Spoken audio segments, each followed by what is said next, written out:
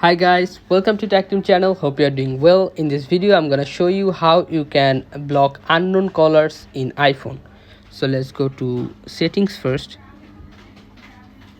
then scroll down till you find phone, this one.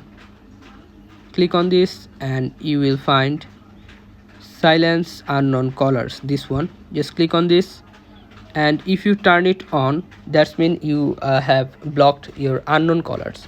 So if any unknown numbers calls you, you will not receive any phone calls.